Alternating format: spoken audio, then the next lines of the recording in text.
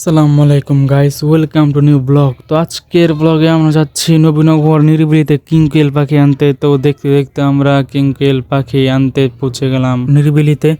তো আমরা লিফটে করে পৌঁছে গেলাম আমাদের সেই ভাইয়ার বাসায়, যার কাছে পাখি আনবো। তো আপনারা দেখতে পাচ্ছেন এখানে বিভিন্ন প্রকার পাখির কালেকশন আছে।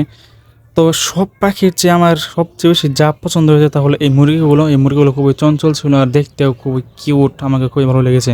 তো পাখি কালেকশন করে আমরা আবার আমাদের বাসার উদ্দেশ্যে রওনা দিয়ে দিলাম। তো রাস্তায় প্রচুর জ্যাম ছিল আর প্রচুর গরম ছিল, এজন্য আমরা অটোতে করে আমাদের বাসার উদ্দেশ্যে রওনা দিয়ে দিলাম।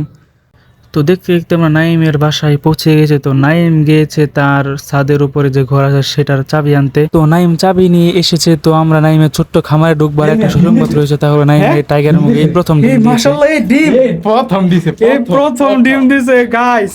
প্রথম এই প্রথম ভাই, আমরা পুরো এক্সাইটেড নাই। কোনদিন দিছে মারিয়াম ডিম দিছে টাইগার এ দেশ মুরগিটা ডিম পাচ্ছে এই যে মারিয়াম বিশ্বাস করতেছো তুমি? না।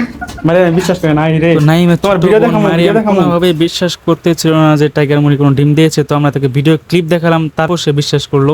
তো আপনার স্ক্রিনে যে একজোড়া মোরগ দেখতে পাচ্ছেন তা হলো ব্রাহ্মা মোরগ, আর এইটি বিক্রয় করা হবে। কেউ যদি নিতে চান তো আমাদের সাথে যোগাযোগ করতে পারেন।